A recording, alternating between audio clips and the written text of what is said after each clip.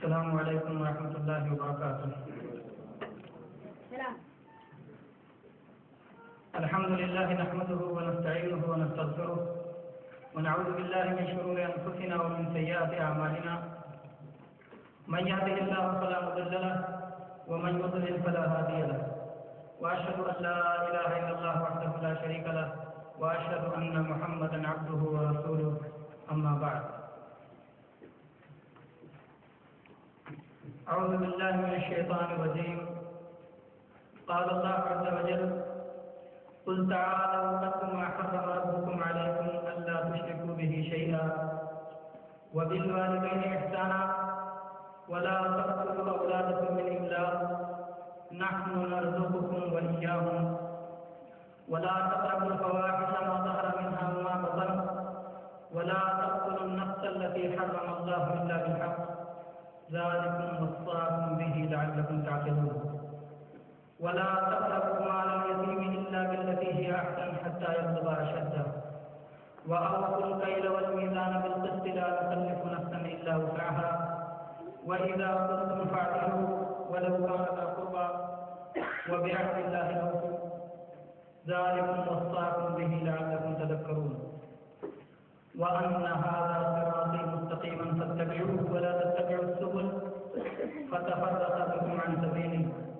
ذلكم وصاكم به لعلكم تتقون۔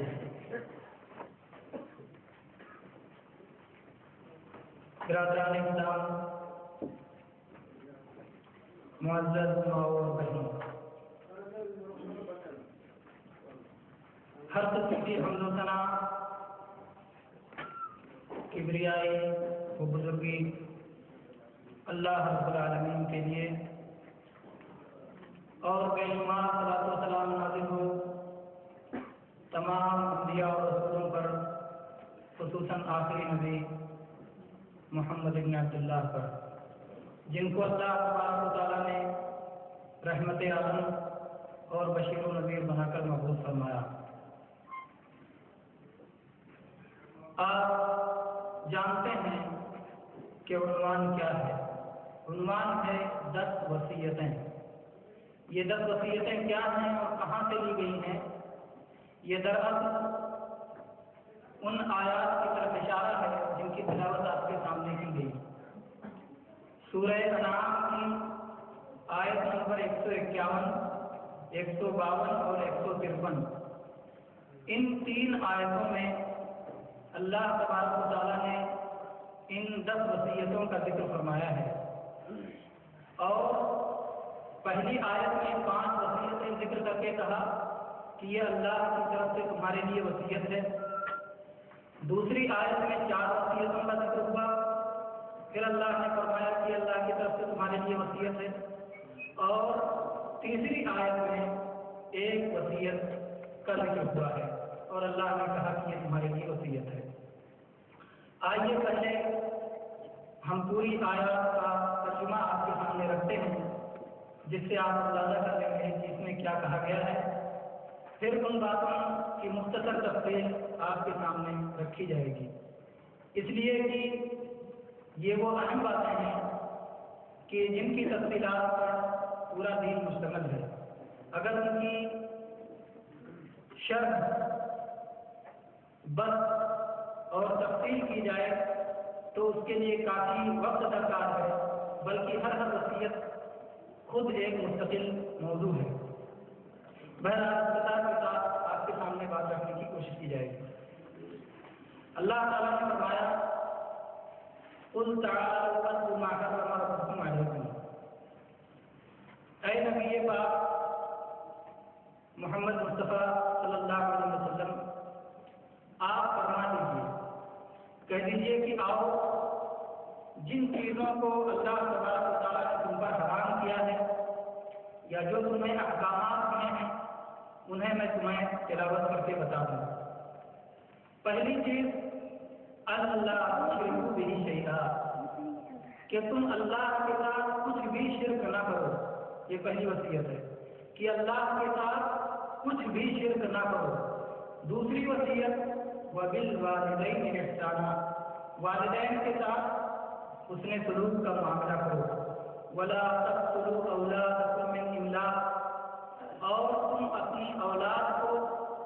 فقر و محتاجی کے ڈر سے قتل نہ کرو. نحن نرزقکم وإیاہم، ہم تم کو بھی روزی دیتے ہیں اور ہم تمہاری اولاد کو بھی روزی دیں گے. ولا تقربوا الفواحش ما ظهر منها وما بطن، اور فحش کاموں کے قریب نہ جاؤ، چاہے وہ کھلم کھلا ہوں چاہے وہ چھپی ہوئی ہوں.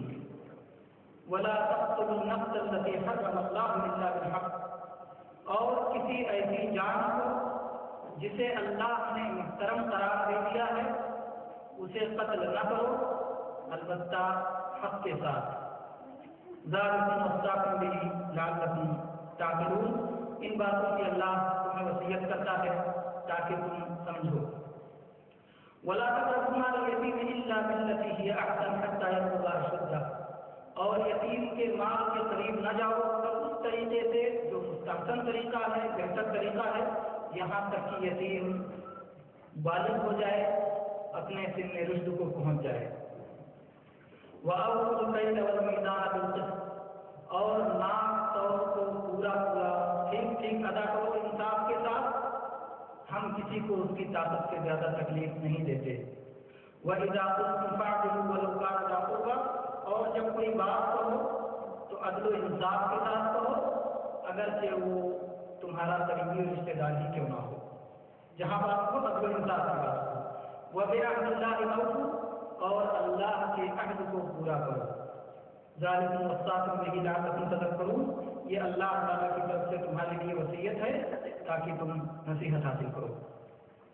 وَأَنَّ هَذَا صِرَاطِي مُسْتَقِيمًا فَاتَّبِعُوهُ، اور یہ دین میری صراط مستقیم ہے. یہ قرآن پاک کا یہ ہدایت ہے، صراط مستقیم ہے، ان پر چلو، ان کی پیروی کرو، ان کا اتباع کرو. وَلَا تَتَّبِعُوا السُّبُلَ فَتَفَرَّقَ بِكُمْ عَنْ سَبِيلِهِ، اور بہت سارے دیگر راستوں پر نہ چلو کہ وہ تم کو اللہ کے راستے سے جدا کر دیں گی، وہ راہیں تمہیں اللہ کے صراط مستقیم سے ہٹا دیں گی. ذَلِكُمْ وَصَّاكُمْ بِهِ لَعَلَّكُمْ تَتَّقُونَ، یہ اللہ تبارک و تعالیٰ کی تمہارے لیے وصیت ہے تاکہ تم اللہ کے عذاب سے بچ جاؤ، تمہارے اندر تقویٰ آ جائے. اس میں پہلی وصیت ہے اللہ تشرکوا بہ شیئا، اللہ کے ساتھ کچھ بھی شرک نہ کرو. یہ وہ وصیت ہے کہ جس کے ذریعے ہی آدمی بندہ اسلام میں داخل ہوتا ہے. اگر اس وصیت پہ عمل نہ ہو تو پھر اس کا کوئی عمل اس کے لیے مفید نہیں ہے. بندے کو اسلام میں داخل ہونے کے لیے شرک کی تردید سب سے پہلی شرط ہے. شرط اول، آپ اسلام میں کیسے داخل ہوتے ہیں؟ یا کوئی کافر اسلام میں داخل ہونا چاہے تو کیا کرے گا؟ سب سے پہلے اسے گواہی دینی ہوگی، کہنا ہوگا کہ اللہ کے سوا کوئی لائق عبادت نہیں ہے. اشہد ان لا الہ الا اللہ، میں گواہی دیتا ہوں کہ کوئی لائق عبادت نہیں سوائے اللہ. تو پہلے کہہ دیتا ہے کوئی لائق عبادت نہیں، شرک کی تردید کر دیتا ہے. پھر الا اللہ، ایک اللہ کی عبادت کا اقرار کرتا ہے. شرک کی تردید یہ پہلے ہے، کچھ بھی شرک نہ کرو، یہ اللہ کی پہلی وصیت ہے. اور اس لیے بھی کہ شرک اگر رہا تو پھر کسی نیکی کا کوئی فائدہ نہیں ہے، کوئی بھی عمل اللہ کے یہاں قابل قبول نہیں ہے. اور یہ وصیت اللہ تبارک و تعالیٰ نے صرف عام بندوں کو نہیں بلکہ اپنے انبیاء اور رسولوں کو بھی کی ہے. اللہ تبارک و تعالیٰ نے سورہ زمر کی آیت نمبر 65 میں ارشاد فرمایا وَلَقَدْ أُوحِيَ إِلَيْكَ وَإِلَى الَّذِينَ مِن قَبْلِكَ لَئِنْ أَشْرَكْتَ لَيَحْبَطَنَّ عَمَلُكَ وَلَتَكُونَنَّ مِنَ الْخَاسِرِينَ. کہ اللہ کے نبی محمد صلی اللہ علیہ وسلم، آپ کی طرف بھی اس بات کی وحی کی گئی ہے اور آپ سے پہلے جو نبی ہوئے ہیں ان کی طرف بھی اس بات کی وحی کی گئی تھی کہ اگر آپ نے شرک کیا تو آپ کا عمل برباد ہو جائے گا. نبی کے لیے بھی یہ بات کہی گئی کہ اگر آپ نے بھی شرک کیا تو آپ کا عمل برباد ہو جائے گا اور آپ خسارہ پانے والوں میں سے ہو جائیں گے. بہت سارے لوگ جب شرک کی بات کی جاتی ہے تو کہتے ہیں مسلمانوں میں شرک کی بات کرنے کی کیا ضرورت ہے، مسلمان لوگ موحد ہیں، تو نبی کو کہنے کی کیا ضرورت ہے؟ آپ اللہ تعالیٰ کو سمجھاؤ کہ اللہ تعالیٰ نبی سے کہہ رہا ہے کہ اگر تم سے بھی شرک ہو گیا اور صرف محمد پاک صلی اللہ علیہ وسلم کے بارے میں نہیں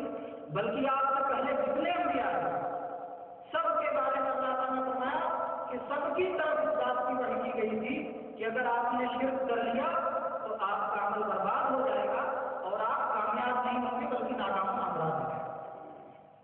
تو میرے بھائی یہ جو ہے شرک کی تردید کی اتنی بڑی اہمیت ہے کہ شرک کا صاحبہ ہو گیا، شرک کی ملاوٹ ہو گئی عمل میں، تو پھر آدمی کا عمل برباد ہو گیا۔ تو پھر کیوں نہ سمجھیں کہ شرک کیا ہے، شرک کون سا جرم ہے، شرک کسے کہتے ہیں، اور اللہ شرک سے اتنا کیوں ناراض ہوتا ہے۔ اللہ تبارک و تعالیٰ شرک سے اس قدر اس لیے ناراض ہوتا ہے۔ آپ اگر مثال سے سمجھنا چاہیں تو آپ یہ دیکھیں کہ جرائم کی بہت ساری قسمیں ہوتی ہیں۔ کسی بھی حکومت میں جرائم اور ان کی سزائیں متعین ہوتی ہیں، جیسے مثال کے طور پر چوری ہے، ڈکیتی ہے، یا کسی کو پہریداری کا متعین کیا گیا ہے تو پہریداری کرتے کرتے وہ سو جائے یا میدان جنگ سے بھاگ جائے، یا حکومت نے جو ٹیکسیں لگائی ہیں وہ ٹیکس نہ ادا کرے، یہ سب بھی جرائم ہیں۔ لیکن حکومت یا بادشاہ جب چاہتا ہے تو ان جرائم پر چاہتا ہے تو سزا دے، بادشاہ چاہے چھوڑ دے۔ لیکن اس کے مقابلے میں کچھ جرائم وہ ہیں جنہیں بادشاہ قطعاً معاف نہیں کرتا، جیسے کوئی بادشاہ سے بغاوت کرے، بادشاہ کے مقابلے میں کسی اور کو، چاہے کوئی رئیس ہو، چاہے چودھری ہو، چاہے چمار ہو، چاہے بھنگی ہو، چاہے بڑا ہو چاہے چھوٹا ہو، اگر کوئی بادشاہ کے مقابلے میں ان کو بادشاہ بنانے کی کوشش کرتا ہے اور ان کے لیے آداب شاہی بجا لاتا ہے، اور جس طرح بادشاہ کی بادشاہت پر جشن منایا جاتا ہے، اس سے نظر دی جاتی ہے، دوسرے کے لیے کرتا ہے، تو بادشاہ اس کی معافی بالکل نہیں کرتا۔ اور اگر کوئی بادشاہ اس کی معافی کرتا ہے تو لوگ کہتے ہیں یہ نااہل ہے، اس کی بادشاہ ختم ہو جائے گی، اس کے مقابلے میں دوسرے بادشاہ کھڑے ہو جائیں گے، کیونکہ وہ اپنے باغی کو سزا نہیں دیتا۔ تو اللہ تبارک و تعالیٰ جو مالک الملک ہے، جو سب بڑوں سے بڑا ہے، اس سے بڑا کوئی نہیں۔ اللہم مالک الملک تؤتی الملک من تشاء وتنزع الملک ممن تشاء، وہ تو جسے چاہتا ہے بادشاہت دیتا ہے اور جس سے چاہتا ہے بادشاہت چھین لیتا ہے۔ وہ اللہ تبارک و تعالیٰ بھلا بغاوت کے جرم کو کیسے برداشت کر سکتا ہے؟ وہ تو سب سے زیادہ غیرت مند ہے۔ تو اللہ تبارک و تعالیٰ شرک کے جرم کے بارے میں اس نے اعلان کر دیا ہے کہ ان اللہ لا یغفر ان یشرک بہ ویغفر ما دون ذلک لمن یشاء،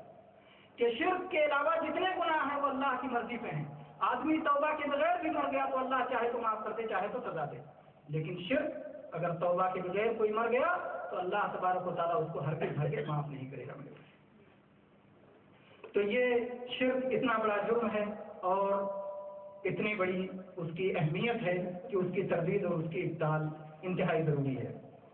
آئیے یہ سمجھیں کہ شرک کیا ہے، یا کن چیزوں کو اسلام نے شرک قرار دیا ہے۔ وہ چیزیں جو اللہ تبارک و تعالیٰ نے اپنی ذات کے لیے مخصوص کر رکھی ہیں، ان کو غیر کو دے دیا جائے یا ان میں کسی کو شریک کیا جائے، یہ شرک ہے۔ وہ صفات یا وہ عبادات جو اللہ نے اپنی ذات کے لیے مخصوص کر لیا ہے، وہ کسی غیر کو دے دیجئے یا اس میں غیر کو شریک کر لیجئے، یہی شرک ہے۔ مثال کے طور پر اللہ تعالیٰ ہی ہر چیز کا علم رکھتا ہے، چاہے وہ دور کی چیز ہو، چاہے وہ قریب کی چیز ہو، چاہے وہ ظاہر کی چیز ہو، چاہے وہ پوشیدہ چیز ہو، تمام چیزوں کا علم اللہ ہی کو ہے۔ اگر کسی نے ایسا علم اپنے غیر میں ثابت کیا، غیر اللہ میں ثابت کیا، اللہ کے سوا کسی کے بارے میں یہ عقیدہ رکھا کہ دور کی بات ہو، قریب کی بات ہو، ڈھکی بات ہو، چھپی بات ہو، سینے کے دل میں کوئی بات پیدا ہو جائے، دل میں انسان کے، یہ سب کو دوسرا آدمی سمجھ لیتا ہے، غیر اللہ جان لیتا ہے، تو کیا ہو جائے گا؟ اس سے شرک ہو جائے گا۔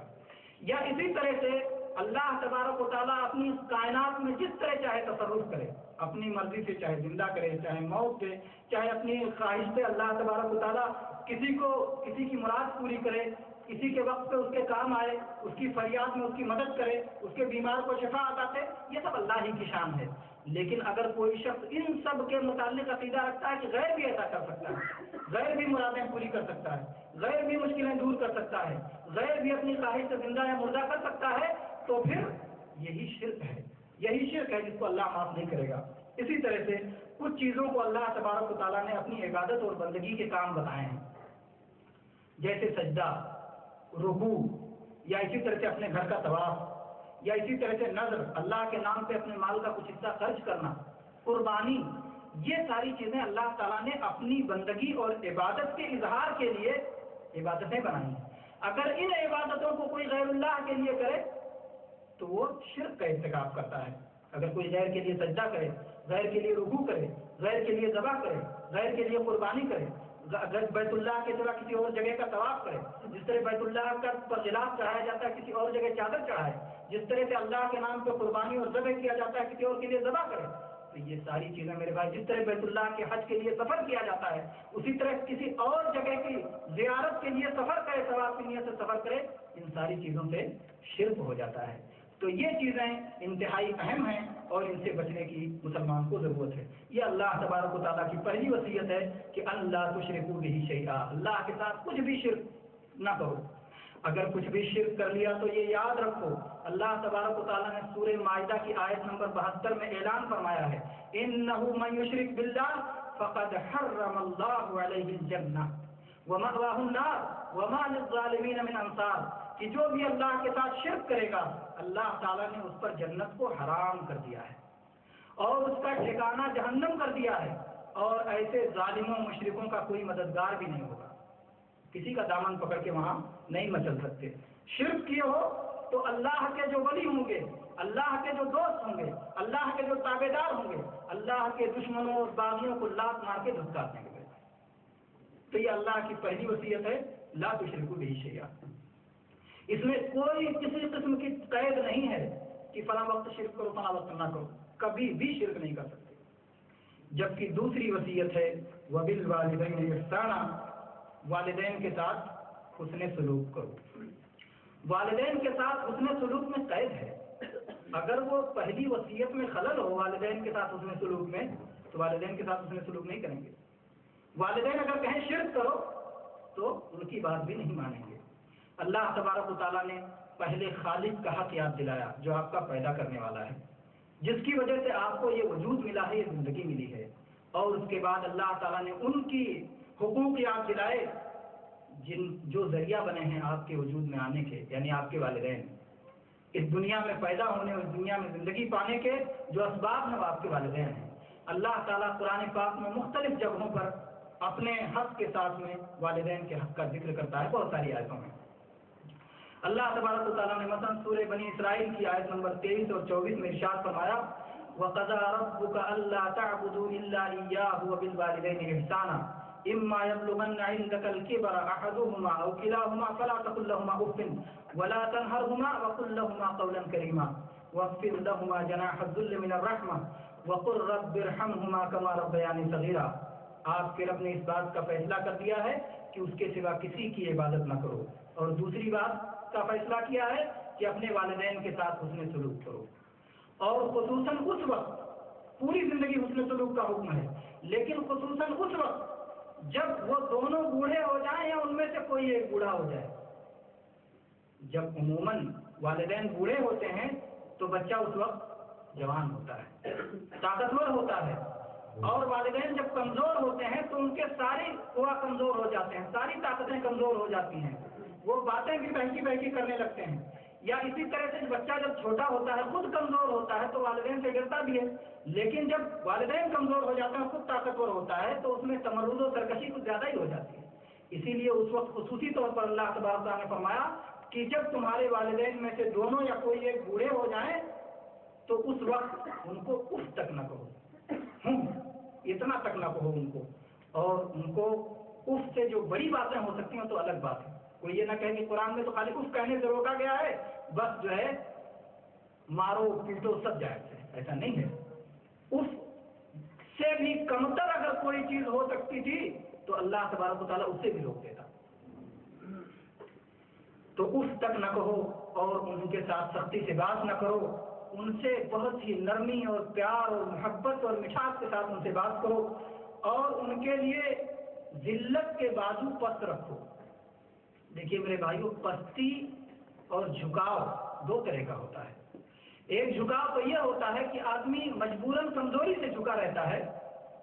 اور اپنے آپ کو کمتر نہیں سمجھتا ہے، کسی وجہ سے جھکا رہتا ہے، اور دوسری چیز یہ ہے کہ اپنے آپ کو کمتر اور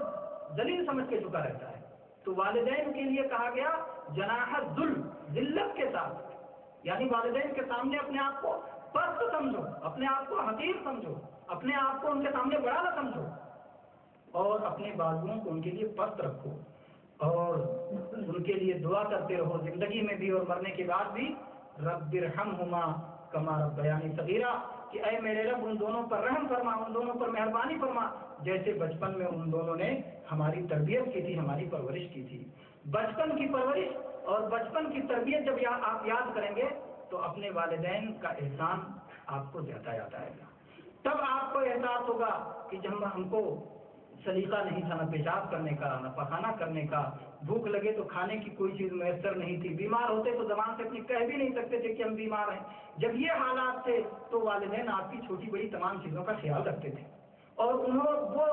اپنے درد کو آپ کے درد کے سامنے درد نہیں سمجھتے تھے، پوری راتیں آپ کے لیے جو ہے بیدار رہتے تھے، اور آپ کے بیماری کی وجہ سے خود بیمار ہو جایا کرتے تھے۔ آج جب وہ آپ کی ہمدردی کے محتاج ہیں تو اس وقت آپ ان سے سرکشی کریں، اکڑیں، تو یہ ایسی چیز ہے کہ ایک ایمان والے کی شان کے خلاف ہے۔ اور اللہ تبارک و تعالیٰ نے دوسری جگہ سورہ عنکبوت کی آیت نمبر 8 میں ارشاد فرمایا، وَوَصَّيْنَا الْإِنسَانَ بِوَالِدَيْهِ حُسْنًا وَإِنْ جَاهَدَاكَ لِتُشْرِكَ بِي مَا لَيْسَ لَكَ بِهِ عِلْمٌ فَلَا تُطِعْهُمَا إِلَيَّ مَرْجِعُكُمْ فَأُنَبِّئُكُم بِمَا كُنتُمْ تَعْمَلُونَ، کہ ہم نے انسان کو اس کے والدین کے ساتھ حسن سلوک کی تاکید کی ہے، لیکن حسن سلوک کی یہ تاکید اس وقت ختم ہو جاتی ہے جب کسی کے والدین سے شرک پہ مجبور کریں، تو اس وقت ان کی اطاعت نہیں کی جائے گی۔ شرک پہ جب وہ مجبور کریں، کیونکہ شرک ایک بے دلیل چیز ہے، اللہ تعالیٰ نے فرمایا ما لیس لک بہ علم، جس کا تجھے علم نہیں، یعنی کیونکہ شرک بے دلیل چیز ہے، اس کے لیے علم ہو ہی نہیں سکتا ہے، شرک کا کیسے علم ہوگا؟ تو جس کا تمہیں علم نہیں، ایسی چیز پر اگر تمہیں مجبور کرتے ہیں تو پھر ان کی اطاعت نہ کرو، کیونکہ یاد رکھو تمہیں ہماری طرف پلٹ کے آنا ہے، اور پھر میں تمہارے کرتوت کا تمہیں خبر دوں گا، تمہیں اس کی اطلاع دوں گا۔ اسی طرح سے اللہ تبارک و تعالیٰ نے سورہ لقمان کی آیت نمبر 14 میں ارشاد فرمایا، وَوَصَّيْنَا الْإِنسَانَ بِوَالِدَيْهِ حَمَلَتْهُ أُمُّهُ وَهْنًا عَلَى وَهْنٍ وَفِصَالُهُ فِي عَامَيْنِ أَنِ اشْكُرْ لِي وَلِوَالِدَيْكَ إِلَيَّ الْمَصِيرُ۔ اللہ تعالیٰ نے فرمایا کہ ہم نے انسان کو اس کے والدین کے ساتھ حسن سلوک کا حکم دیا ہے۔ اس کی والدہ نے، اس کی ماں نے اسے کمزوری پر کمزوری کے ساتھ پیٹ میں اٹھائے رکھا، اور 2 سال تک خون جگر پلاتی رہی، 2 سال تک دودھ پلاتی رہی۔ ہم نے انسان کو وصیت کیا کی؟ انشکر لی ولی والدیک، کہ میرا بھی شکریہ ادا کر اور اپنے والدین کا بھی شکریہ ادا کر، تجھے میری طرف پلٹ کے آنا ہے۔ تو یہاں اللہ تبارک و تعالیٰ نے 2 باتوں کا ذکر کیا، ایک تو ذکر کیا کہ والدہ نے نہایت پریشانی کے ساتھ ان کو پیٹ میں اٹھائے رکھا، اس سے معلوم ہوتا ہے کہ والدہ کا حق والد سے زیادہ ہے، یہ اشارہ ہے۔ لیکن دوسری احادیث میں صراحت کے ساتھ، وضاحت کے ساتھ بھی یہ بات آئی ہے۔ دوسری بات کہا گیا کہ 2 سال تک اسے دودھ پلاتی رہی، یہ معلوم ہوا کہ دودھ پلانے کی زیادہ سے زیادہ مدت 2 سال ہے، جیسے کہ دوسری جگہ پر اللہ نے فرمایا حولین کاملین لمن اراد ان یتم الرضاعہ، جو لوگ دودھ کی مدت مکمل کرنا چاہیں ان کے لیے 2 سال ہے۔ تو قرآن پاک میں صاف 2 سال ہے میرے بھائیوں، پتہ نہیں کس طرح سے جو ہے بہت ساری جگہوں پر لوگ سمجھتے ہیں کہ 2.5 سال ہے، جبکہ قرآن پاک میں صاف ہے 2 سال۔ بہرحال اللہ کے نبی پاک صلی اللہ علیہ وسلم نے ارشاد فرمایا، صحیح مسلم کی روایت ہے، آپ نے کہا رغم عنف ثم رغم عنف، قیل من یا رسول اللہ؟ قال من ادرک ابویہ عند الکبر احدہما او کلیہما فلم يدخل الجنہ۔ اللہ کے نبی صلی اللہ علیہ وسلم نے فرمایا کہ اس کی ناک مٹی میں مل جائے، اس کی ناک مٹی میں مل جائے، پھر اس کی ناک مٹی میں مل جائے۔ لوگوں نے کہا کہ اے اللہ کے رسول، کون ایسا بدبخت ہے جس کی ناک مٹی میں مل جائے؟ اللہ کے نبی صلی اللہ علیہ وسلم نے فرمایا، وہ شخص جو اپنے والدین میں سے کسی ایک کو یا دونوں کو بڑھاپے میں پالے، اس کے باوجود جنت میں داخل نہ ہو سکے۔ یعنی آپ کے والدین ہی آپ کے لیے جنت یا جہنم ہے۔ اگر آپ نے ان کی خدمت کی، ان سے محبت کی اور ان کو خوش رکھا اور ان کی دعائیں لی تو اس وقت آپ جنت کے مستحق ہو گئے۔ لیکن اس کے برخلاف اگر آپ نے اپنے والدین کو ناراض کیا اور ان سے دشمنی کی اور ان کی دعائیں لینے کے بجائے آپ نے ان کی بددعائیں لی تو آپ میرے بھائیوں گویا جنت سے اپنے آپ کو محروم کر رہے ہیں۔ تو جنت آپ کے والدین آپ کے لیے جنت ہیں۔ اسی طرح سے بخاری و مسلم کی متفق علیہ حدیث ہے کہ ایک شخص جناب محمد رسول اللہ صلی اللہ علیہ وسلم کے پاس آیا اور اس نے کہا کہ اے اللہ کے رسول میری سب سے اچھی صحبت اور رفاقت کا کون حقدار ہے؟ تو اللہ کے نبی پاک صلی اللہ علیہ وسلم نے فرمایا کہ تمہاری ماں۔ دوبارہ اس نے پوچھا، آپ نے فرمایا تمہاری ماں۔ سے بارہ اس نے پوچھا تو آپ نے فرمایا تمہاری ماں۔ چوتھی بار آپ نے کہا کہ تمہارا باپ۔ اور آپ اس سے پہلے جان چکے ہیں کہ ماں کا اتنا حق کیوں ہے؟ اس لیے کہ آپ کی پیدائش میں اللہ تبارک و تعالیٰ کے بعد آپ کی ماں کا حق زیادہ ہے آپ کے باپ کے مقابلے میں، اور اس وجود کی، اس زندگی کی بہت بڑی اہمیت ہے۔ اسی طرح سے والدین کی نافرمانی گناہ کبیرہ ہے، بہت بڑا گناہ ہے، جیسے کہ شرک گناہ ہے۔ اللہ تبارک و تعالیٰ نے جہاں توحید کا حکم دیا، ساتھ میں والدین کے ساتھ حسن سلوک کا حکم دیا، وہیں پر اللہ تبارک و تعالیٰ نے شرک کو گناہ بتایا تو اس کے ساتھ میں والدین کی نافرمانی کو گناہ کبیرہ بتایا۔ اللہ کے نبی پاک صلی اللہ علیہ وسلم سے پوچھا گیا کبائر کے بارے میں کہ بڑے گناہ کیا ہیں، تو آپ نے کہا الاشراک باللہ، اللہ کے ساتھ شرک کرنا، وعقوق الوالدین، اور والدین کی نافرمانی کرنا، اور تیسری چیز وشہادۃ الزور، جھوٹی گواہی دینا۔ جھوٹ خود بہت بڑا جرم ہے، لیکن اگر وہ جھوٹی گواہی کی شکل میں ہو تو اس وقت اس کا جرم اور بڑھ جاتا ہے، اس لیے کہ جھوٹی گواہیوں کی وجہ سے دوسروں کے حقوق مارے جاتے ہیں، اور انصاف کا خون ہوتا ہے، اور نظام امن کا، اور جو ہے دنیا میں سماجی طور پر جو ایک دوسرے کو حق ملنا چاہیے اس میں خلفشار ہوتا ہے۔ تو اس لیے بہت بڑا جرم ہے، یہاں تک کہ ایک بار نبی پاک صلی اللہ علیہ وسلم نے جھوٹی گواہی کو اتنے بار دہرایا کہ صحابہ کہتے ہیں کہ ہم چاہتے تھے کاش نبی پاک صلی اللہ علیہ وسلم خاموش ہو جائیں، کہ اس طرح سے اس کی جو ہے برائی کو اور اس کی مصیبت کو اور اس کے جرم ہونے کو اللہ کے نبی صلی اللہ علیہ وسلم نے واضح کیا۔ والدین کی خدمت وہ نیکی ہے میرے بھائیوں کہ آپ کی دعاؤں کے لیے بہترین وسیلہ ہے۔ یہ نیکی، بہت ساری نیکیاں آپ کی دعاؤں کے لیے وسیلہ ہیں، کسی کی ذات کا وسیلہ تو درست ہی نہیں، چاہے وہ بڑے سے بڑا انسان ہو،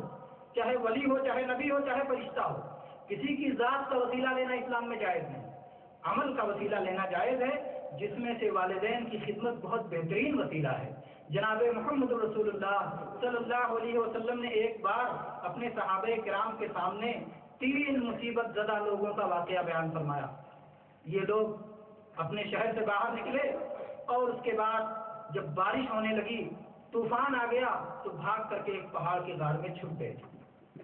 اس کے بعد اس پر ایک بارش سے بچنے گئے تھے، دوسری مصیبت یہ آ پڑی کہ ایک بڑی سی چٹان اوپر سے گر کر کے غار کا منہ بند کر دیتی ہے اور وہ لوگ پھنس جاتے ہیں۔ ابھی تک تو صرف بارش کا مسئلہ تھا یا ٹھوکریں کھانے کا مسئلہ تھا، لیکن اب تو زندگی اور موت کا مسئلہ ہو گیا۔ وہ پریشان لوگوں نے کہنا شروع کیا کہ اب کیا کیا جائے، کیا کیا جائے؟ سب نے آپس میں ایک دوسرے سے کہا یہ جو تم نے سب سے نیک عمل کیا ہو، سب سے اچھا عمل کیا ہو، اللہ کے اخلاص کے لیے کیا ہو، اس عمل کو اللہ کے سامنے پیش کرو۔ آج اللہ تبارک و تعالیٰ ممکن ہے اس عمل کے وسیلے سے تمہاری دعا کو قبول کر لے اور تمہیں آج اس مصیبت سے نجات دے دے۔ چنانچہ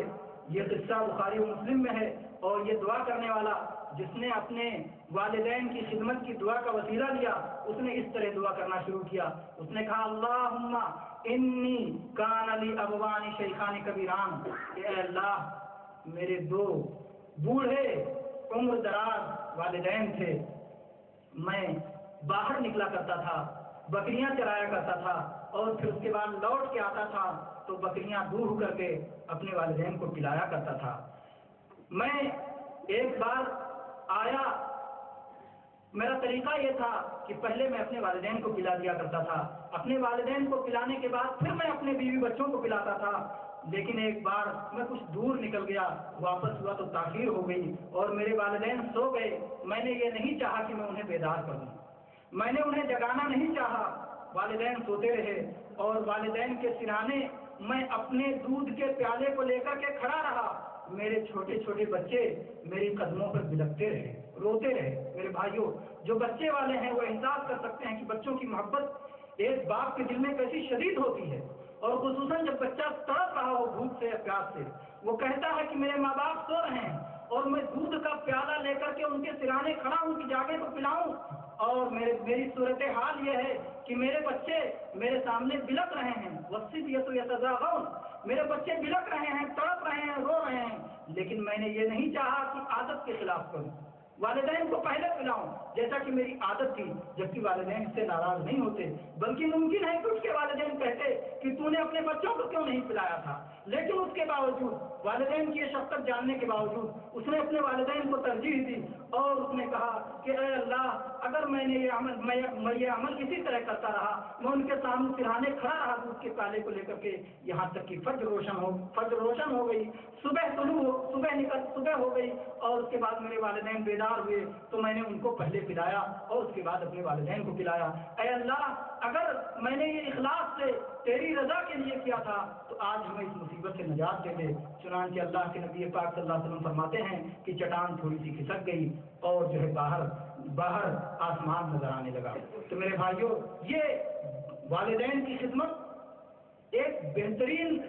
عمل ہے جس کے وسیلے سے آپ اللہ تبارک و تعالیٰ سے دعا کر سکتے ہیں۔ اس کے مقابلے میں اگر آپ نے والدین کی ناراضگی مول لے لی اور آپ نے والدین کی بد دعا لے لی تو یہ آپ کے لیے بہت بڑی مصیبت ہے۔ چنانچہ جناب محمد رسول اللہ صلی اللہ علیہ وسلم نے ایک بار اپنے صحابہ کرام کے سامنے ایک عبادت گزار بنی اسرائیل کے عبادت گزار کا قصہ سنایا، جریج نام کے عبادت گزار کا، کہ وہ شخص جو رہبانیت بنی اسرائیل نے ایجاد کر لی تھی اور وہ لوگ شہر سے باہر نکل کر کے کٹی میں یا خانقاہ بنا کر کے عبادت کیا کرتے تھے، تو اسی طرح جریج کا بھی طریقہ تھا کہ وہ باہر نکل گئے تھے، انہوں نے اپنی خانقاہ مٹی کی بنا لی تھی اور اس میں وہ عبادت کیا کرتے تھے۔ ایک بار ان کی والدہ آئیں اور ان کی والدہ نے پکارا، حدیث میں اللہ کے نبی صلی اللہ علیہ وسلم نے وہ صفت بھی بتائی کہ کیسے پکارا، کیونکہ وہ 2 منزلہ بنائے ہوئے تھے اور اوپری منزلے میں جو ہے عبادت کیا کرتے تھے، شاید دھوپ سے بچنے کے لیے یا آواز کو اوپر پہنچنے کے لیے ماں نے اس طرح سے جو ہے منہ پر ہاتھ رکھا یا پیشانی پہ ہاتھ رکھا اور کہا جریج، اور جریج اس وقت عبادت میں مشغول تھے، نماز میں مشغول تھے۔ وہ اللہ سے خطاب کر کے کہہ رہے ہیں کہ اللہ میں ماں کو دیکھوں کہ نماز کو دیکھوں، ماں کو دیکھوں کہ عبادت کو دیکھوں۔ ماں واپس چلی گئی۔ بعض روایت میں اتنا بھی ذکر کہ ماں نے کہا کہ جریج میں تیری ماں ہوں، میں تیری محبت میں تجھ سے ملنے کے لیے آئی ہوں، جریج تم مجھ سے بات کر لے، لیکن وہ اپنی عبادت کو انہوں نے ترجیح دی اور نماز میں لگے رہے۔ چلی گئی ماں، دوبارہ آئی، دیکھیے ماں کی شفقت، چاہتی تو پہلی بار بد دعا کر دیتی لیکن نہیں، وہ چلی گئی، پھر محبت نے اسے برقرار کیا، دوبارہ آئی اور دوبارہ ماں نے کہا جریج میں تیرے انتظار میں ہوں، میں تیرا چہرہ دیکھنا چاہتی ہوں، میں تجھ سے بات کرنا چاہتی ہوں، لیکن جریج اپنی عبادت میں لگے رہے اور ماں سے مخاطب نہیں ہوئے۔ ماں دوبارہ چلی گئی، سہبارہ پھر آئی ماں اور پھر اس نے اسی طرح خطاب کیا، جریج مجھ سے بات کر لے، جریج میں تیرا چہرہ دیکھنا چاہتی ہوں، میں تیری آواز سننا چاہتی ہوں، لیکن جریج نے توجہ نہیں دی، جریج اپنی نماز میں مشغول رہے۔ میرے بھائیوں، آج ان لوگوں کو سوچنا چاہیے جو اپنے ماں باپ کو، اپنے بھائیوں کو، اپنے بیوی بچوں کو چھوڑ کر کے عبادت کے نام پہ، ثواب کے نام پہ پوری دنیا میں گھومتے رہتے ہیں اور تماشے مچاتے ہیں اور یہ سمجھتے ہیں کہ وہ بہت بڑی نیکی کا کام کر رہے ہیں۔ دیکھیے کہ اس پر اللہ تبارک و تعالیٰ کیسے غضبناک ہوا۔ اللہ تبارک و تعالیٰ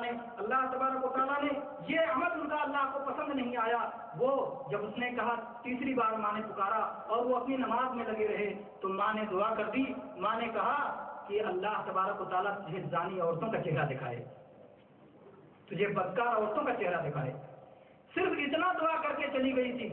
اگر اس نے کہا ہوتا کہ تو زنا کاری میں مبتلا ہو جا تو مبتلا ہو جاتے۔ حدیث میں الفاظ ہیں کہ اگر یہ کہہ دیا ہوتا ماں نے کہ تو فتنہ میں مبتلا ہو جا تو ہو جاتے، لیکن اس نے اتنی ہی دعا کی تھی، اس لیے اتنا ہی ہوا۔ چنانچہ ایک عورت جسے اپنے حسن پر بڑا ناز تھا، وہ کہہ رہی تھی کہ میں کوئی بھی کتنا بڑا متقی اور دیندار ہو،